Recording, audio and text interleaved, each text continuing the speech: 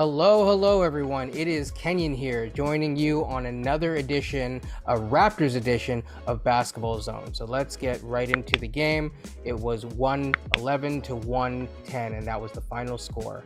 1 point routing by the Dallas Mavericks. And again, fast break points tell the tale of the tape. It was 17 to 15 fast break points for Dallas.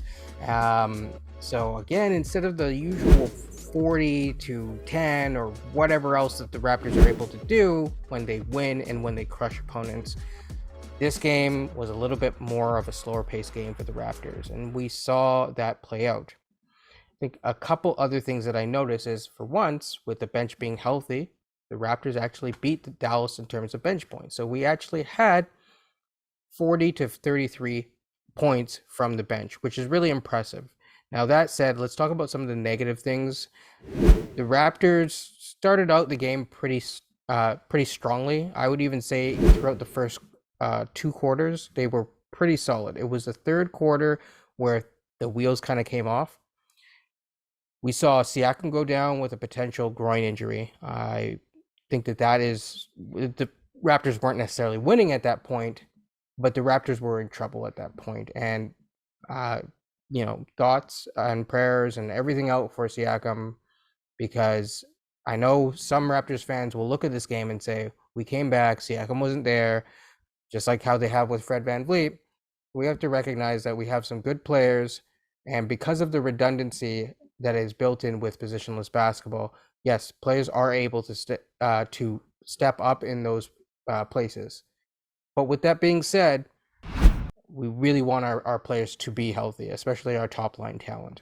Okay, so Gary Trent, of course, went 3 for 12. That's not good. Scottie Barnes didn't have a great shooting night. Not good. OG Anunoby had an amazing shooting night. Now, I want to touch on Barnes in a second, because my first point of the game is that this game turned into the matchup of the Wizard versus the quantum computer. The Wizard being Luka Doncic with his, I don't even know what to describe that, but that was just whatever we threw at him. It was good defense versus elite offense, and the elite offense won out. And then Scottie, using his quantum computer brain of that we keep seeing, that I keep saying, that's why I keep calling him Scottie Quantum Barnes, to come up with his, I believe, his first career triple-double. So his shot wasn't falling initially, but he kept at it, he kept going, and with Siakam down and other things happening, with the Raptors down, he led a Herculean comeback, and the Raptors put themselves in a position to win, or at least to be in a position to potentially win. They didn't win. Now, some people will say, oh, well, they didn't win, whatever, doom and gloom. I actually disagree. Again, most teams in this position, most teams that would have been in this game would have given up by the end of the third. The Raptors fought all the way to the end. I think that speaks to the togetherness of this squad and how serious this squad is about really winning. That type of mentality is going to come into play in the playoffs. Scottie Barnes, if you want to give a star of the game, Scottie Barnes gets it. Even though his shot struggled, I think overall he really, really did not let this team lose. The other thing that I've noticed, and this is really interesting about Scottie Barnes when I've been watching him, is that if you watch really closely, even when he's not on ball, he's directing traffic. And that was on full display. He's telling guys where to go, where to cut, what's going. He really is the quarterback of this team. Now, I don't know if I'm going to do 3, points of the game this time, but I will do another point. This team really struggles when VanVleet's down, and when you're resting Siakam on the bench and you're also resting Barnes.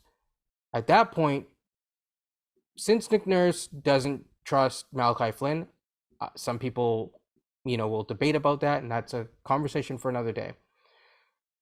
At that point, you don't really have an offensive initiator, especially if you're also not playing Banton. Like, Banton played 3 minutes, Flynn, DNP. You don't really have another person especially with Freddie, Siakam, and Barnes all out at one point in time, you don't have someone to initiate offense. And I don't really care what other people have to say about whether or not, you don't need an initiator, you just need a scorer. You need someone to, yes, create offense, but do more than just score. Sometimes you do need someone to set up the scoring. Otherwise, you would have Otto be able to do those things. We did also see the return of Otto.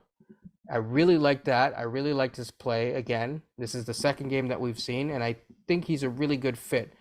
What I would like to see as he gets healthier and healthier and he gets his conditioning, he gets his sea legs under him, I would be very curious to see his fit with the starters in the place of Gary Trent at some point. I think it'd be interesting to try out. I think there's a fit there. He's a smart player. He knows how to take shots within the flow of the offense, which is really what we need. When Gary Trent takes his offense and does it within the flow of the offense, he is an amazing complementary player. He is an amazing player, period.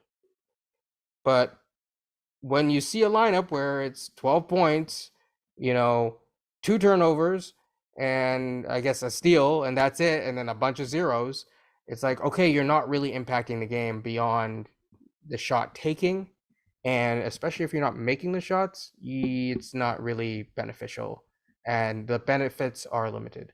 So those are the things that I really noticed about this game.